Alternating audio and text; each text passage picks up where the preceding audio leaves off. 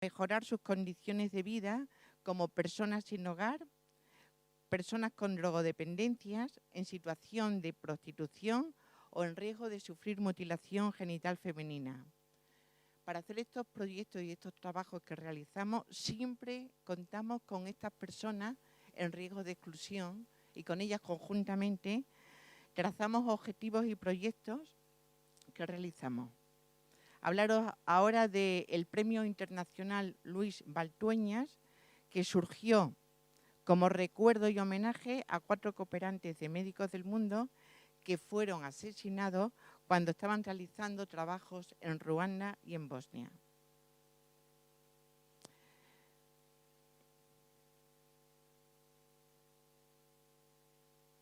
No voy a decir los nombres porque siempre me emociono. Bueno,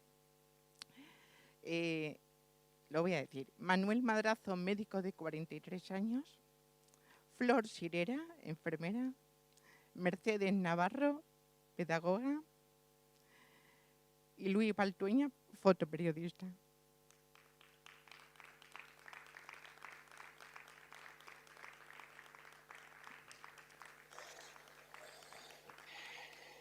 Tenían todos una media de edad de 30 y pocos años. En el último premio que organizó Médicos del Mundo, hace 23 años que se hace el certamen de Luis Baltueña, se han seleccionado de todos los trabajos presentados el trabajo de 311 fotógrafos, con 2.468 fotografías, todas ellas además de una gran calidad. En la exposición podrán ver las obras finalistas de Javier Fergo, con un trabajo titulado El último viaje de Zora Sarrout. El segundo finalista, Daniel Ochoa de Olza, con una obra titulada Cruzando la última frontera en Tijuana. Y por último, Santi Donaire, con su trabajo Hijos de la Desmemoria, que después nos hablará de cómo realizó este interesante reportaje. El ganador ha sido el fotógrafo iraní Mohsen Kaboli, con un reportaje que ha titulado Madre sustituta. Comentar que en este trabajo tan universal que en este momento está extendido por todo el mundo con las llamadas madres de alquiler, úteros de alquiler, madre sustituta, no deja de ser una explotación de la capacidad reproductiva de las mujeres. Es un fenómeno individual, un intercambio comercial entre personas con capacidad económica y madres que no tienen capacidad económica. Hay una clara situación de desigualdad que vicia el consentimiento de las mujeres a expensa de quien paga. Estas mujeres suelen estar en un catálogo donde se habla de su historial social, de su historial de salud, y la gente escoge qué tipo de madre quiere para sus hijos, como si un embarazo y una maternidad fuera solamente un hecho fisiológico de guardar a un bebé en desarrollo durante 9 meses. Y por último vuelvo a agradecer la invitación hacia Médicos del Mundo y deseo para este festival y auguro éxito y largos años de vida. Muchas gracias.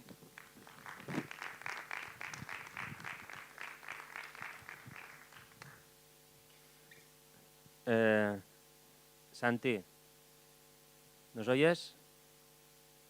¿Hola? ¿Qué?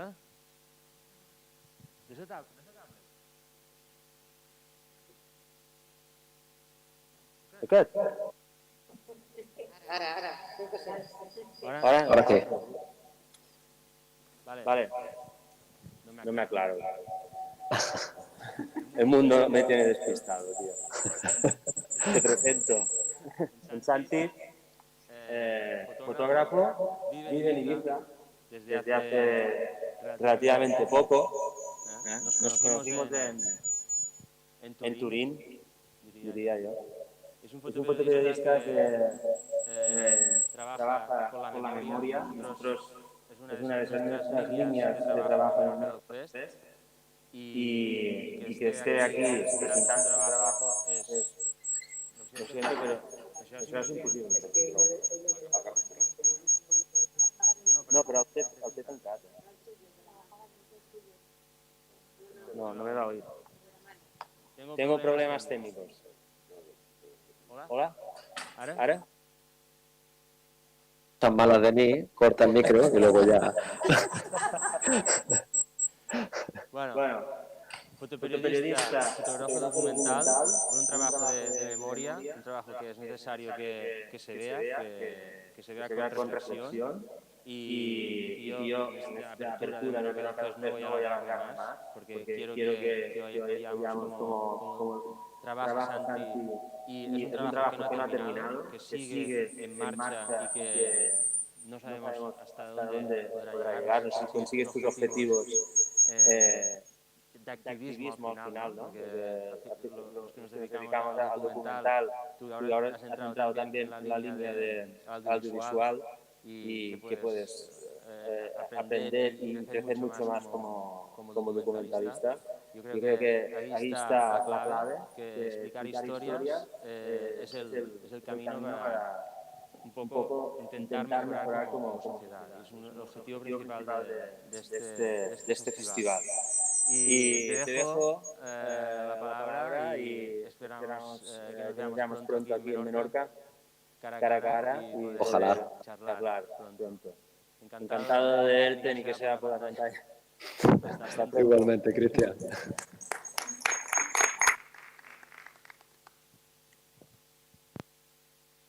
Vale. ¿Se me escucha bien? ¿Sí? Bueno, pues muy buenas tardes a todas y a todos. Gracias por estar un jueves a las 7 yendo a un acto cultural en mitad de la que está cayendo. Gracias a toda la gente que hace posible Menorca Dog Fest por hacerlo posible y más como un año como este, ¿no? Por atreveros a seguir apostando por la cultura que tanta falta hace. Siempre ha hecho falta, pero ahora es una alegría, aunque sea con etiquetitas blancas, ver un auditorio con gente lleno en esta época.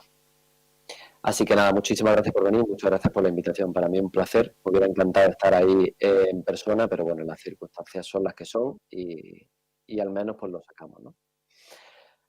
Como decía mi amigo Cristian, yo estoy aquí porque en el año 2019, si no me equivoco, el año pasado, fui tercer finalista del premio Luis Baltueña que organiza Médicos del Mundo, al cual quiero agradecer no solo por apostar por este tipo de premios y por valorar el fotoperiodismo, que creo que en este país le queda mucho impulso y creo que iniciativas como esta ayudan bastante a visualizar no tanto nuestro trabajo, que también, sino las realidades que intentamos contar. Y gracias por mover toda esta exposición por todo el territorio nacional, ¿no?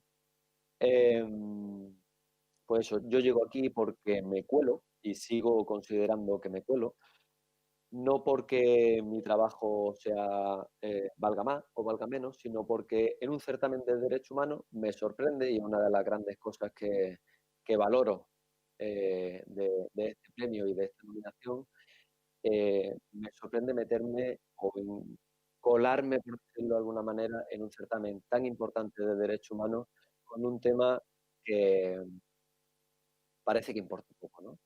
Parece que importa poco y parece que no tiene que ver con ese apellido que tiene el Luis Baltueña, ¿no? Derechos humanos. Parece que el tema de la memoria histórica es primero una cosa del pasado, como si las cosas del pasado no fueran suficientes eh, importantes como para recordar o para aprender de ellas. Y segundo, que parece que no tiene un componente humano, ¿no? Que simplemente tiene un componente casi político o visceral, ¿no? Pero no hay un componente humano. Y yo creo que tiene todo, pero no nos podemos olvidar, y más en este marco, que tiene un componente de derecho humano. Yo empiezo en el 2016 a trabajar sobre el tema de la memoria histórica de una manera, bueno, pues muy del azar. Yo soy de Jaén y un día veo en las noticias que a 80 kilómetros entre Bizna y Alfacar, a las afueras de la ciudad de Granada, están buscando a Federico García Lorca. O mejor dicho, van a empezar a buscar a Federico García Lorca al día siguiente.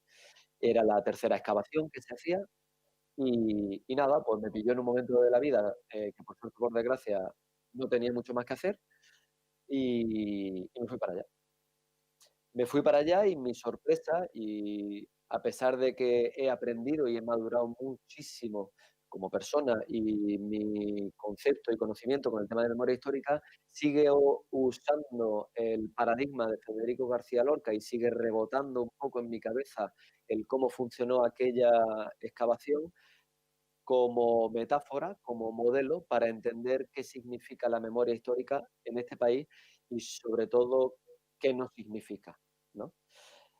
Me sorprendí que me sorprendieron 2 cosas, sobre todo, muchas, pero sobre todo me sorprendieron 2 cosas. La primera es que el primer día había cámaras de televisión, no muchas, pero alguna había, algún fotógrafo local. El día uno, que el día uno la verdad que da poco tiempo solo pues a traer las maquinarias y todo, pero es que el día 2 cuando ya de verdad empezó la cosa a excavar y a buscar y empezaron los trabajos arqueológicos y forenses de verdad, se fueron todos. No había ni una cámara, ni un fotógrafo, ni un periodista, ni nada. Y a mí me dejó eso muy impactado, porque yo decía, yo volví a preguntarle en plan de a ver si he sido el único Panoli que no se ha enterado. Estamos buscando a Federico García Lorca, ¿no? O sea, uno de los autores de la literatura universal más importantes del mundo, traducido a casi todos los idiomas del mundo. Sí, sí, efectivamente. Pues a mí me seguía sorprendiendo, yo muy inocente, que eso no lo estuviera cubriendo nadie, ¿no? Bueno, pues lo que fue una excursión de un día, me quedé casi 2 meses grabando todo el rato esa búsqueda de Federico García Lorca. La segunda sorpresa que tuve es que cuando ya empecé a hacerme amigo del equipo arqueológico y forense, empecé a preguntar, oye, ¿y esto quién lo paga? ¿No?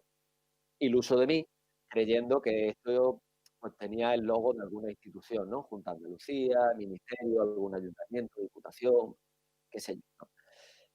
La sorpresa fue cuando me entero que no hay ninguna institución pública involucrada. Además, offline, off the record, me cuentan que no han puesto muchas facilidades para hacer esa excavación, pero es que además me entero que esa excavación, esa búsqueda de Lorca se hizo gracias a un crowdfunding, a una búsqueda de recursos vía Internet y que mayoritariamente fue financiada, pues en el Estado español lo financió un poquito la CNT de Barcelona, un poquito un empresario vasco del metal altruistamente y sobre todo fue financiado por el Departamento de Historia de la Universidad de Liverpool y por una profesora de Costa Rica. Claro, yo alucinaba. En plan de la búsqueda de Federico García Lorca, no había fondos públicos e institucionales y se ha pagado con un crowdfunding donde la mayoría del dinero viene del extranjero, ¿no? A mí esto me dejó muy choqueado. A partir de aquí, tuvimos 2 meses, evidentemente, como ya sabréis, no encontramos a Federico García Lorca, pero es que además, uno de los grandes descubrimientos que tuve es que Lorca, hay una plaquita ahí que si tenéis la oportunidad de ir al barranco de Bizna, que está a 50 metros de donde buscamos a Lorca, hay una placa que fue un poco para mí el detonante de todo esto, ¿no? De que decía, Lorca eran todo y todas, si me apuras, ¿no? Lorca no fue fusilado él solo. Lorca, en su caso, fue fusilado con 3 personas más. Pero es que a 50 metros hay un barranco que hasta el año 36 era un barranco en forma de V y a día de hoy se le ha tapado completamente porque todo lo que es la V está rellena de personas. Es una gran fosa común de las más grandes de Andalucía y de este país. Cuando vas viendo que Lorca no fue asesinado solo, que al lado hay una fosa mayoritaria y te vas a los libros y investigas, ahí es cuando vino mi gran sorpresa, ¿no? Cuando todo este cúmulo de conocimientos sobre el terreno, de datos históricos, se ven avalados y confrontados o acompañados, mejor dicho, con datos oficiales muy potentes, ¿no?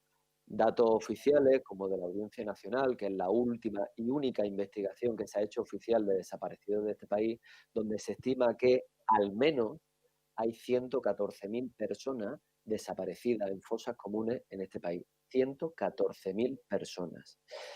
Esto, que es muchísima gente, pero si lo comparamos con otros procesos, con otros países, entendiendo lo grande que es el mundo y lo complicada que son las situaciones geopolíticas del mundo, países que llevan en guerra tantísimos años, Afganistán, Siria, muchísimos países, según las Naciones Unidas, no según una parte u otra, según las Naciones Unidas, este dato convierte a España en uno de los países con más casos de desapariciones forzosas del mundo.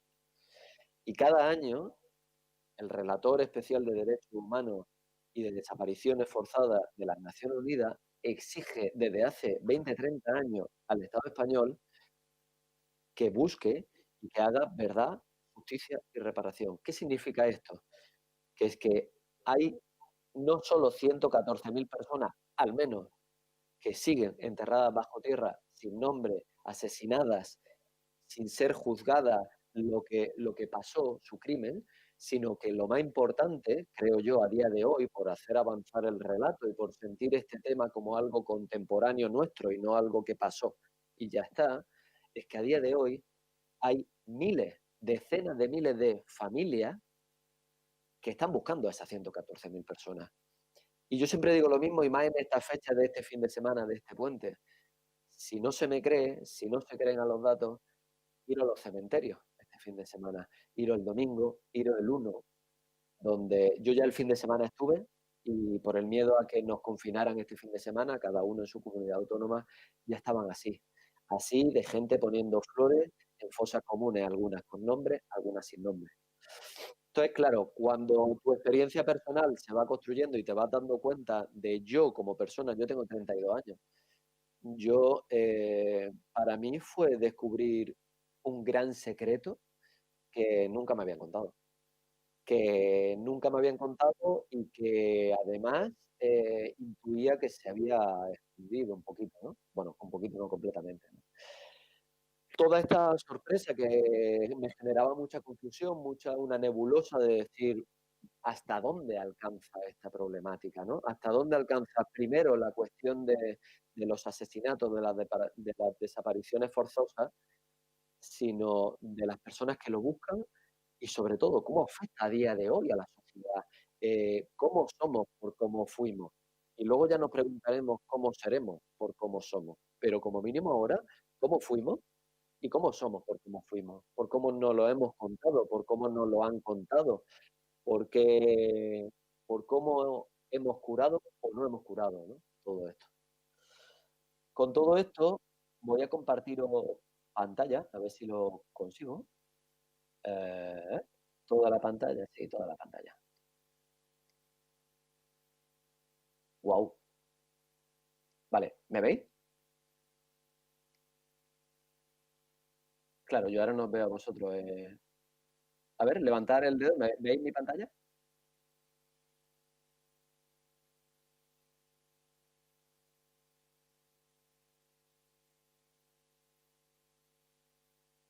A ver, es que no os veo.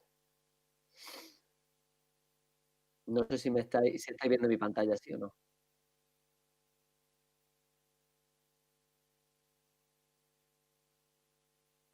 Hola. ¿Sí? No.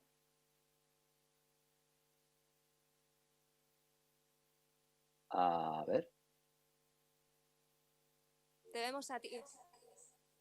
¿Me veis a mí? Vale. Pues yo se supone que estoy compartiendo pantalla. Ahora. Wow. Ah, vale, porque ya sé lo que es. Vale, un segundo. Voy a detener el compartir pantalla y entonces compartir pantalla. Esto, ¿ahora sí? ¿Sí? Sí, ¿no? Es que no escucho. Vale, genial, perdón. Vale, si en algún momento se corta o lo que sea, decirme algo por audio porque ya no os veo, ¿vale? Al ponerlo pantalla completa no os veo. Bueno, pues como os decía, todo esto pasó en el 2016, lo de Lorca, lo del descubrir los datos, lo de contrastar un poco esta realidad y tener yo mi propio despertar, por decirlo de alguna manera. Santi, Dime. perdona, vemos la pantalla en negro. ¿Ah, sí?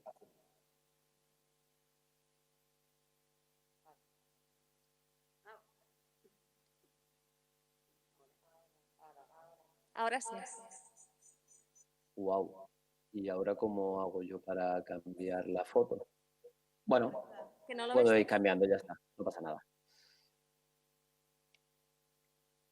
Mira, igual, si yo hago así, perfecto. Bueno, sí, así nos arreglamos.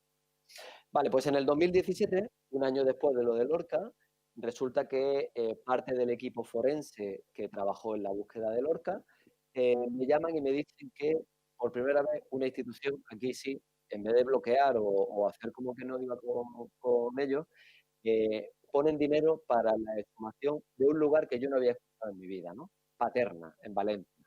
La Diputación de Valencia empieza en el 2017 a dar ayuda forzosa para abrirla. Claro, yo lo primero que hago es informarme un poco de qué es Paterna y qué fue la represión allí, ¿no? Yo ya me había leído, digamos, como los libros básicos sobre el tema de memoria histórica y me di cuenta de que Paterna, ese sitio que yo no había escuchado en mi vida, de repente me di cuenta que es una de las mayores fosas comunes de este país. Que en Paterna, solo en Paterna, hay más de 2.238 personas asesinadas y enterradas allí, y que además están enterradas en más de 150 fosas. Eso ya a mí me dejó sin aliento, pero si encima le sumamos un dato que para mí es lo que a día de hoy me sigue enganchando y por lo que sigo usando el paradigma de Paterna para contar esta realidad, o si queréis, esta punta de lanza de este problema, de este trauma, que luego hablaremos de esto a nivel nacional, lo que me engancha de Paterna es que en Paterna el 100% de las personas asesinadas y el 100% de las personas enterradas en fosas comunes allí se corresponden a la dictadura. Es decir, en Paterna se asesinan a partir de octubre de 1939 hasta 1956. Aquí ya no estamos hablando de esa guerra civil que siempre nos puede confrontar toda la vida y de que bla, bla, y de que si uno, que si otro, que si todo. Aquí estamos hablando del Estado, estamos hablando de una maquinaria del Estado para asesinar. Si me queréis, eh, si me permitís el concepto, como ellos lo trataban, esto era pena de muerte, era el gobierno, una dictadura militar y fascista, asesinando a oponentes ideológicos, a todo aquel, digamos, que estaba en esa lista de, bueno, pues de no llevarse muy bien, digamos, ideológicamente con el régimen de Franco, ¿no? A mí esto me atrae mucho porque me parece que desvela otro secretito más, gigante, que es, y lo he comprobado desde hasta ahora, que cuando a la gente le dice, sobre todo a la gente joven, le dice, oye, tú sabes que aquí hubo 40 años de dictadura, eso puede ser que lo haya escuchado, pero que esta dictadura estuvo asesinando a oponentes políticos, la mayoría de ellos y de ellas en fosas comunes donde están desaparecidos, es decir, donde no están identificados, donde no se le ha permitido exhumar, sacar los restos de sus familiares, ni siquiera 80 o 70 años después.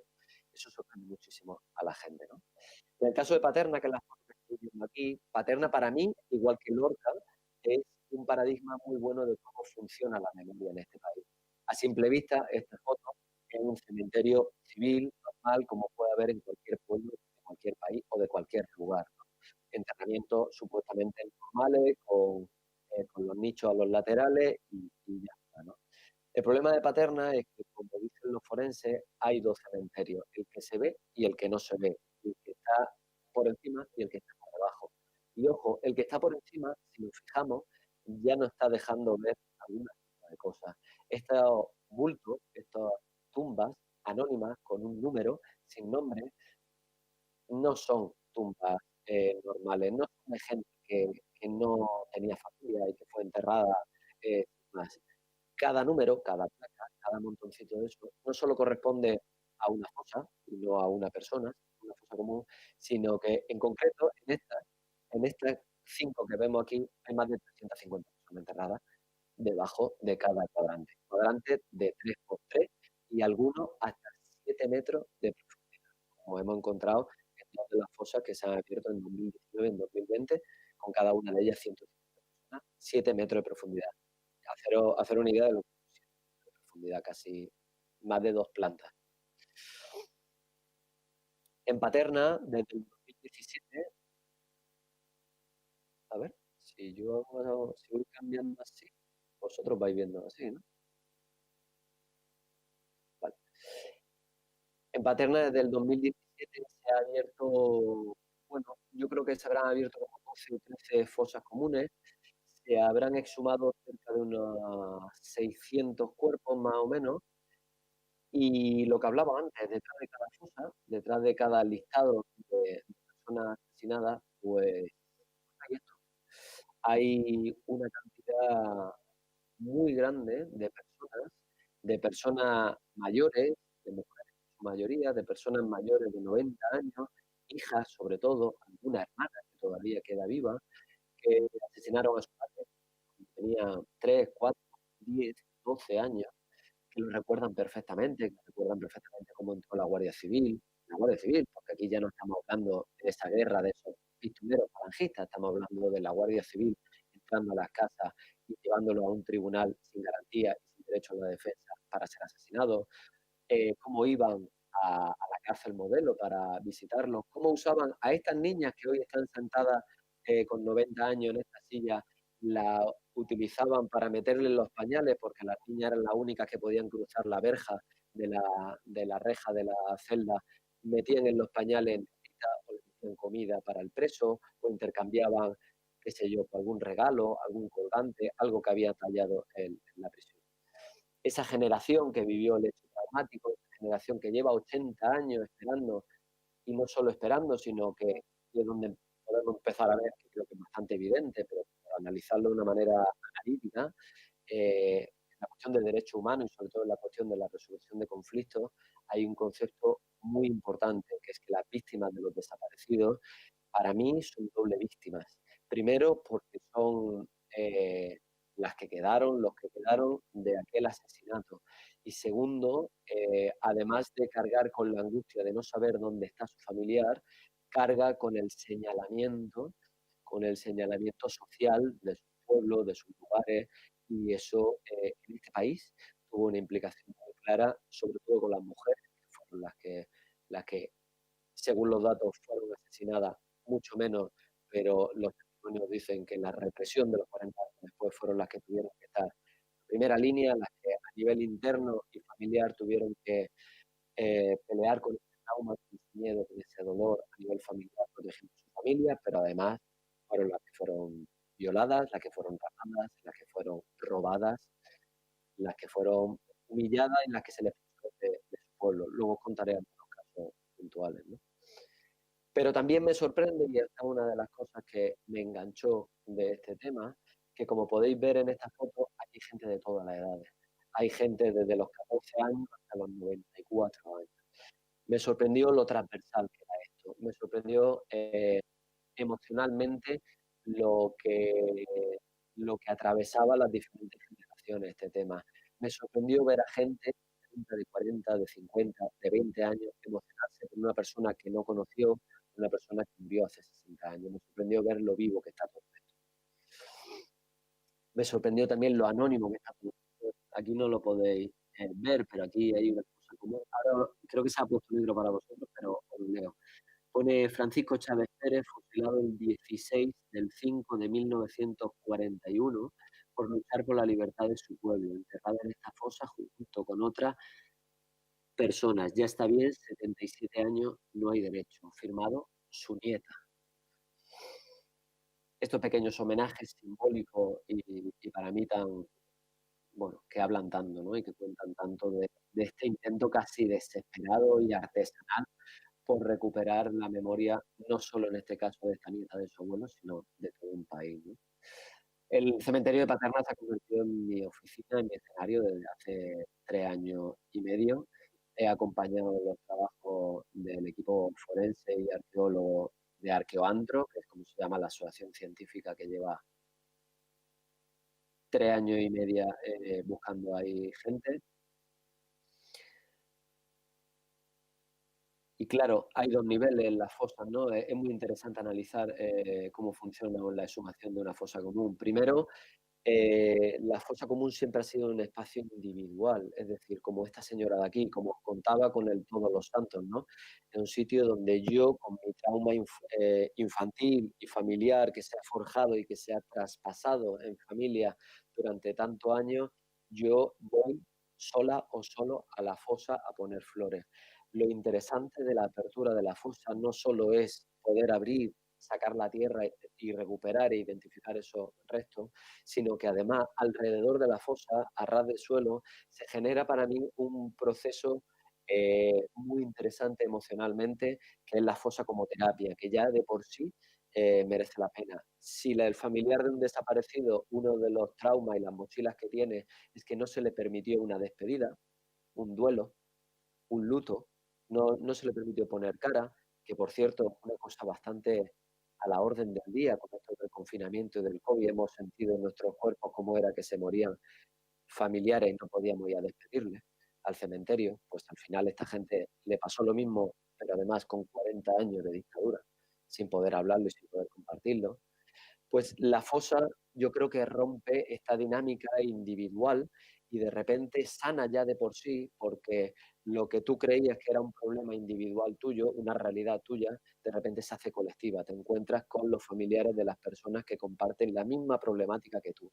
Y ya solo por eso merece la pena abrirlo. Aunque luego la genética no nos dé lo que queremos, aunque luego esta gente no encuentre, que ojalá que encuentre y es el objetivo, pero ya solo el hecho de poder hablarlo, de poder compartirlo, de poder decir aquello que se ha vivido y que se ha forjado en el silencio y en el miedo oscuro, poder abrirlo y expresarte ya es una terapia de por sí, ¿no? Y esto, aquí en Memoria Histórica, para mí, siempre hago un ejercicio de ir de lo pequeño a lo grande. Si a esta señora de aquí le sirve este proceso para sanar, le servirá a todos los familiares, le servirá a toda una comarca y al final, si lo hacemos todo, le servirá a toda la sociedad de las cuales formamos todos, ¿no? Bueno, este es el trabajo de la gente de Arqueoantro, de forense, de arqueólogas. Como veis, esto es el 2017. Nosotros el EPI lo controlábamos ya porque, bueno, tiene unas medidas de seguridad, el abrir unas fosas que están todas cubiertas con cal y esto hace, bueno, pues que se conserven enfermedades del pasado, tuberculosis, virus, bacterias y cosas así, ¿no? Día tras día, conforme se iba abriendo, pero día tras día os digo que la gente se toma vacaciones, usa las vacaciones de su año para en vez de irse a la playa o en vez de irse a la montaña o irse a donde sea, para seguir el proceso de excavación y de exhumación de sus familiares, ¿no? A pie de fosa es muy vivo, es un proceso muy vivo emocionalmente y socialmente, muy vivo. Es para mí la demostración humana de que esta polémica de la herida, ¿no? De reabrir heridas, para mí esta es la demostración muy humana de que la herida no se puede reabrir, está abierta, que lo que hay que hacer es cerrarla, ¿no? Y esta es la imagen del horror. En este caso hay 49 personas asesinadas, en este caso se sabe, por la Guardia Civil, porque esa munición que era subfusil de la Guardia Civil en el año 41, en este caso concreto de estas cosas, 49 personas, todas maniatadas, y ahora lo enseñaré con argolla y con explosivos de esparto, y todas rematadas con el famoso tiro de gracia, que no es otra cosa que coger un revólver y pegarle un tiro a la cabeza a la gente. Y como podéis ver, que la siguiente foto ayuda de una manera menos drástica, como podéis ver, lanzado como saco de patatas, o sea, lanzado uno tras otro. Esto es una fosa. En Paterna hay 150, en el país hay miles. Esta es la fosa de Lorca, donde no la encontramos.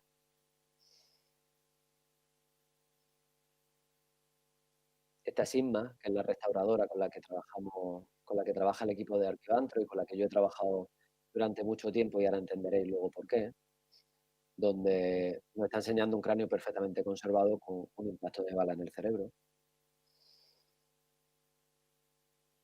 El trabajo que se hace es que se individualiza cada cuerpo se exhuma, se limpia perfectamente y se individualiza, es decir, a cada cuerpo se le otorga un número y una caja.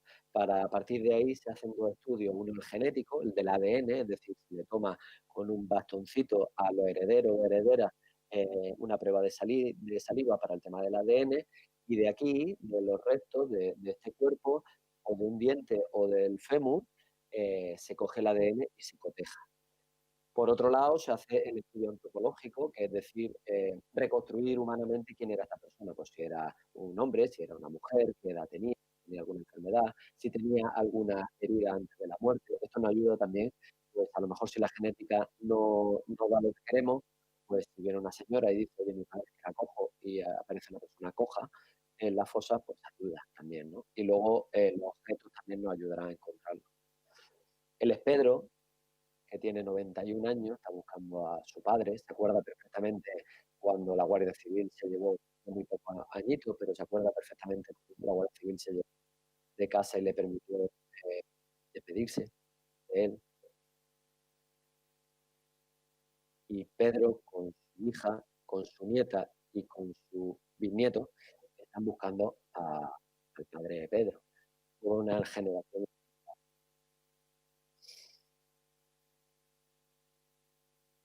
Estas imágenes yo creo que hablan por sí solas.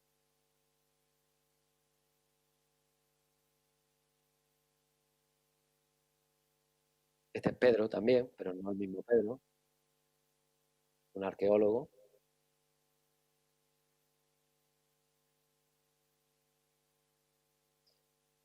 Como os decía, cada caja es un cuerpo. Cada caja esa es una persona represaliada por la dictadura de este país.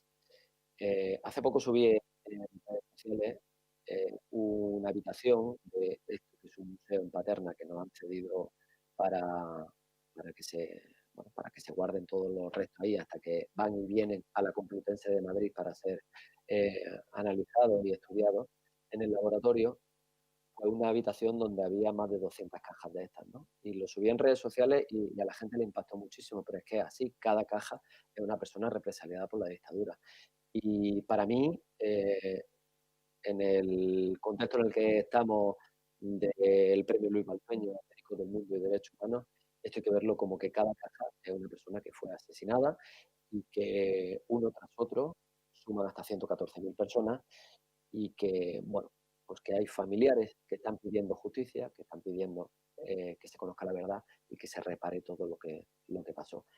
Y ya está, ¿eh? De verdad que creerme que en 4 años he entrevistado cerca de 150 personas familiares de desaparecidos y solo me he encontrado una persona que quería venganza y si conocieseis la historia de esa persona, que fue violada, humillada y robada, no tuve que justificar la venganza, pero la entendía en su contexto perfectamente. El resto de la gente al revés, es alucinante el ejercicio que ha hecho, sobre todo las mujeres, de no transmitir, inculcar el odio a su hijo y a su hija para que perdonara y pasaran. Luego podemos entrar en el discurso 80 años, si esto fue bueno o no para la sociedad, pero el ejercicio que hicieron de protección de su hijo y de su hija, wow. Él es Vicent, es un claro ejemplo de la represión de después y sobre todo de la represión de las mujeres, aunque él sea un hombre. Su madre vivía en Meliana, en un pueblo de la provincia de Valencia, y no solo asesinaron a su marido, padre de Vicent, y de sus 4 hermanos, sino que además le robaron la casa, los mismos que denunciaron, que fue unas personas del pueblo conocidas, le robaron la casa, la desahuciaron, pero el mismo día que asesinaron al padre de Vicent, y la echaron. Y además le dijeron que se fueran del pueblo, que ahí no iban a poder vivir y trabajar. Al día siguiente, la madre de Vicent, con Vicent y sus 4 hermanos, se fueron al tranvía de Valencia. Nunca, nunca nunca han vuelto a su pueblo en Meliana por miedo. Hasta el punto de que la sobrina de Vicente se casó en Meliana hace unos años y sus tías nunca fueron a la boda porque era el pueblo y por miedo de lo que podía pasar. Os estoy hablando de hace 10, 15 años, ¿no? En Valencia, creo que en todos los sitios la herida está abierta, pero en Valencia, con el tema de cómo triunfó el golpe de Estado del 23F, hay incontables casos, digo por acercar el relato a día de hoy entre comillas, como el 23F, los hijos de que denunciaron y asesinaron en los años 40 fueron a la puerta de las casas de los hijos de los que fueron asesinados en los años 40, tocaron la puerta y dijeron, si el golpe triunfa, los primeros sois vosotros. Esto me lo he encontrado muchísimas ocasiones, muchísimas ocasiones, ¿no? Ella es Amparo, que está buscando a su padre, lleva 80 años esperándolo. Ahora acaban de exhumar la fosa en la que ojalá y supo que estaba su padre, la genética dirá dentro de un año. Y a partir de aquí pues, te das cuenta de que no son historias individualizadas, sino como decía, son muchísima gente que se ha organizado, sobre todo desde principios de los 2000. Hace poco hizo 20 años de la primera exhumación técnica y arqueológica de que fue la de Emilio Silva, el que es el representante de la Asociación de Recuperación de Memoria Histórica de España. Esto es Madrid. Yo he vivido en Madrid 10 años. Todos los domingos en la Puerta del Sol se reúnen familiares de víctimas del franquismo o víctimas del franquismo, personas que fueron torturadas, que fueron detenidas, que fueron violadas, que fueron, bueno, que sufrieron represión, asesinadas y en el tardo franquismo o en la transición, que también corrió la y que igual que familiares de personas que fueron asesinadas, pues todos los domingos pide verdad, justicia y reparación, ¿no? Y yo llevaba 10 años viviendo en esta ciudad y no lo veía, hasta que me involucré en este tema y empecé a llegar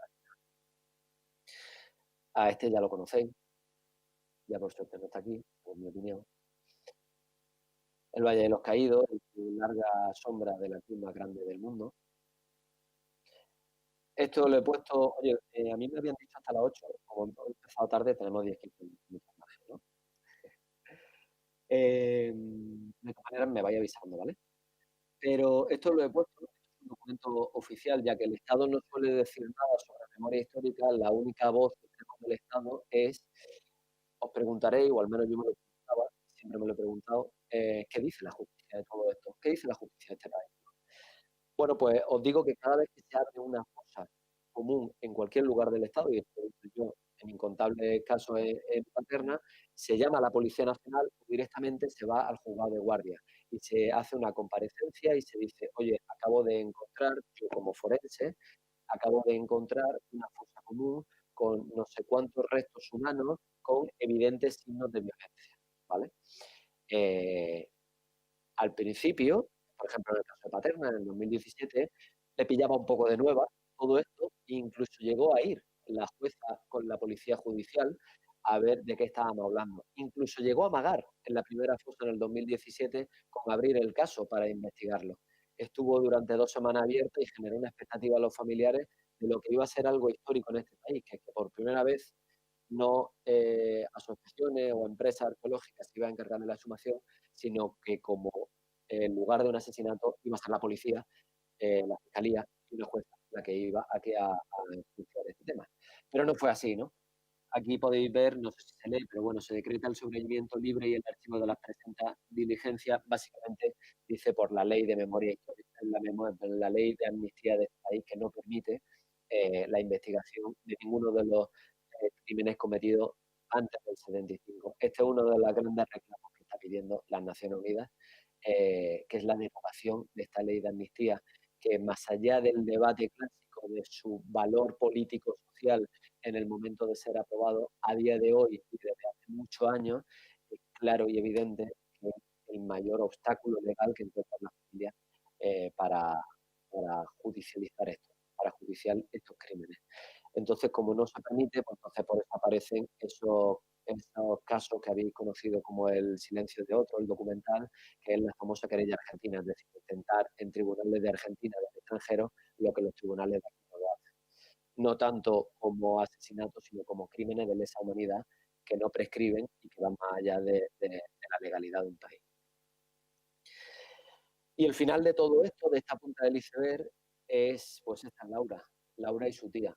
Y la cajita que está en medio es la abuela de Laura, Pedro Simón, el último alcalde de su pueblo, Palacio de la Sierra, Burgos, que fue asesinado en el 40 en Paterna, exhumado en el 2017 en Paterna, y identificado en el 2019 y enterrado en su pueblo, en Palacio de la Sierra, en Burgos, al lado de su mujer, la cual había sido enterrada sin honores y sin ningún cura de por medio fuera del cementerio, única y exclusivamente por ser la viuda de quien era.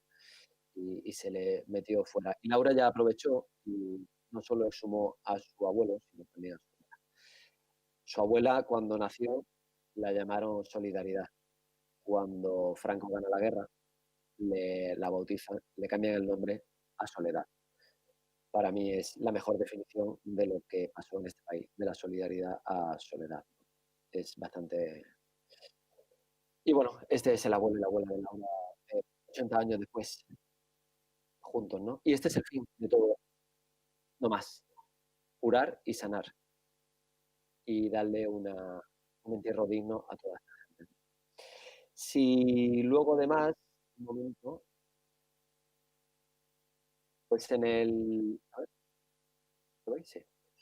En las fosas también, las fosas nos dicen mucho, nos ayudan a humanizar y a poner en contexto las personas que fueron asesinadas, ¿no? Y a ver más allá de esos huesos que ya impresionan, pero que puede ser que se nos escape o que se nos olvide que cada de esas huesos eran personas, ¿no? Entonces, yo me dedico también a fotografiar objetos. Esta es una brevísima selección que he hecho, objetos que aparecen en las fosas, como un peine, como una chaqueta, como un lápiz con la que escribían casi todos cartas de despedida.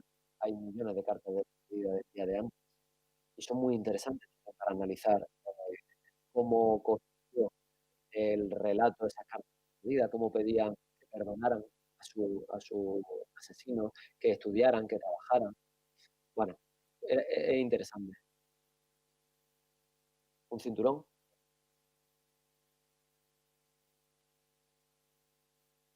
unas espardeñas, unas gafas, una esposa, como os contaba antes, de esparto con las que lo amarraban a todos. Pantalón. Un tacón, porque también había mujeres asesinadas, vaya sí que lo había.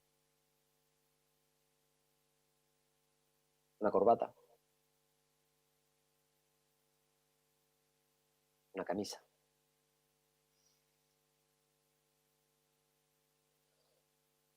Y por ir terminando, por si tenéis alguna pregunta o por si me tengo que ir ya, empecé a retratar cada persona que me encontraba y cada persona que he entrevistado y con la que he compartido un trocito de su vida y de mi vida y me han compartido su historia. Empecé a retratarla con un formato muy clásico, con el fondo negro y con la foto de su familiar. Pero para mí el sentido de esta foto, y no la puedo enseñar así por el formato del visualizador, pero el sentido de esta foto es verla en un conjunto, en mosaico, ¿no? Para ver aquello, para mí es la cara no solo de los que y de las que buscan, sino también de lo transversal, de lo diferente en generaciones y en ideología y en personas que buscan a todas estas desapariciones, ¿no? Por ejemplo, José Guirao murió de Alzheimer, perdió la memoria, bastante, bueno, bastante impresionante el cómo perdió la memoria justo cuando estaban abriendo la fosa e intentando recuperar un poco lo que pasó. El Iker tiene 14 años. ¿Acordáis el señor que se bajaba la mascarilla y estaba llorando? Pues él es su bisnieto. Tiene 14 años y en el banco cuando se sienta en el parque con su amiga y con su amigo, pues bueno, está nervioso, digno de su edad, no lo tiene muy claro lo que pasó, pero tiene claro que en su familia pues se ha sufrido mucho y que su abuelo no lo había visto llorar nunca hasta hace un mes que Pedro se echó a llorar por la apertura de la fosa de su padre, ¿no? Y que pues va entendiendo poco a poco, entiende bastantes cosas, reflexiona bastantes cosas y está ahí con su abuelo, echándole una mano. Juan, el hijo de José, el que murió con Alzheimer. Laura, la que encontró a su abuelo en Burgos. Y tanto, y tanto, y tanto. Estos son centenares. Este creo que os suena. El señor vicepresidente de este país, su tío abuelo, está enterrado en Paterna.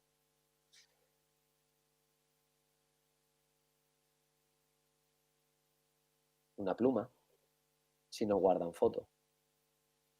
Gente joven, gente mayor. Y no me digáis gente que se parece también muchísimo. Chimo, que mataron a su abuelo y su abuela desde que lo asesinaron a su marido fue internada en un centro psiquiátrico por todas las represalias que le hicieron. Le raparon, le hicieron pasearse con un cartel encima que ponía roja, le dieron aceite de ricino para que literalmente se cagara encima.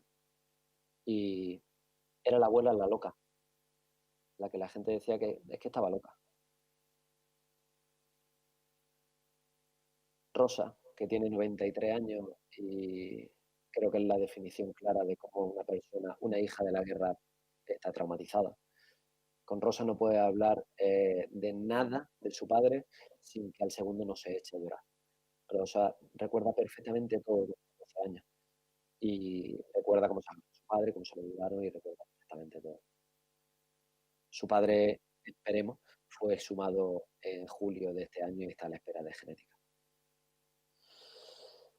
Y todas estas caras, al final a mí, como he dicho varias veces, me llega a la conclusión de que, y esto es lo que estoy trabajando ahora, en vídeo, como decía Cristian, en otros lenguajes audiovisuales que creo que ayudan a construir nuevas narrativas que complementan las narrativas fotográficas, porque a partir de aquí yo me estoy dando cuenta y me van saliendo muchas vías, ¿no? Algunas ya os las he dicho, y básicamente la principal para mí es que y esto está estudiado en psicología de resolución de conflictos. Se ha trabajado muchísimo en Alemania y en todos los países del centro de Europa que sufrieron el holocausto nazi. Se ha trabajado mucho en procesos postcoloniales de África o de América.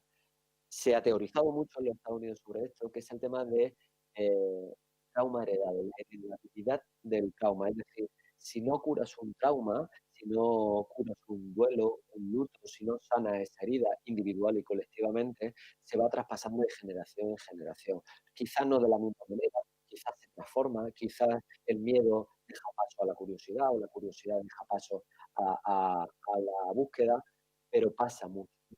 Entonces, al final, ahora mi objeto de estudio desde lo audiovisual es intentar esa pregunta que os hacía al principio, ¿no? De si un caso no es uno, son decenas de miles y son personas que acumulan muchísimo dolor, yo creo que, y las teorías psicológicas de recuperación de posconflicto así lo dicen, al final toda la sociedad se ve traumatizada por esto, porque si no es porque te mataron a alguien, es porque me mataban a alguien.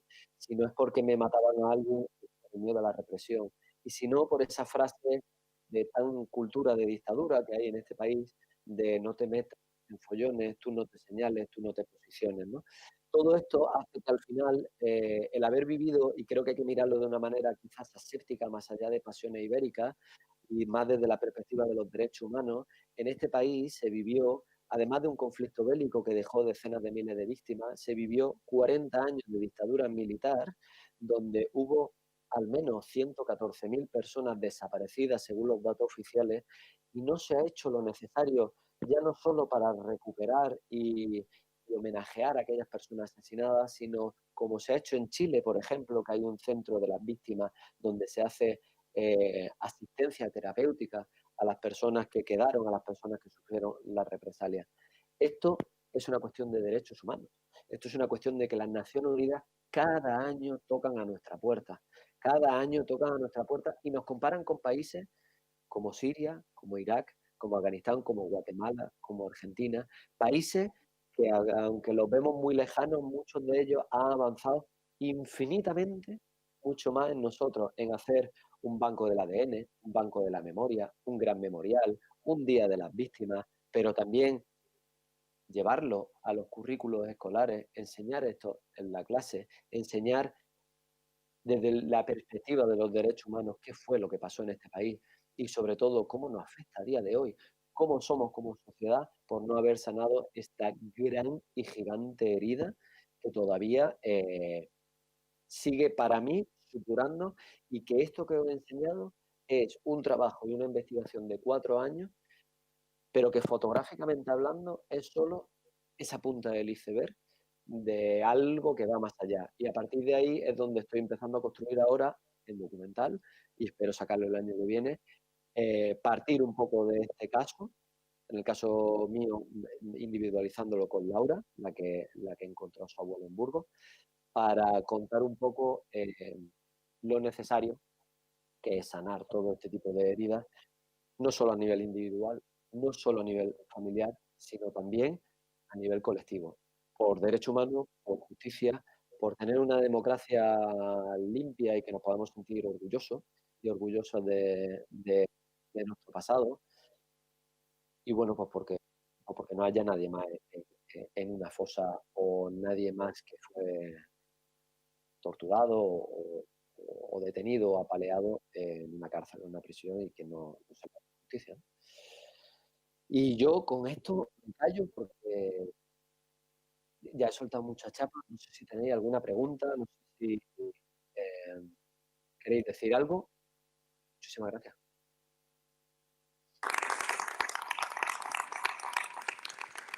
Muchas gracias, Santi. Si os parece bien, abrimos un turno de preguntas. Si tenéis alguna pregunta para dirigirle a Santi ahora que lo tenemos aquí, os paso el micro. Bueno, así un poco, bueno, no sé si lo has dicho, para abrir boca a este documental que estás preparando. ¿Me oyes? Te oigo muy de fondo. Muy de fondo, ¿no? Espera, a ver.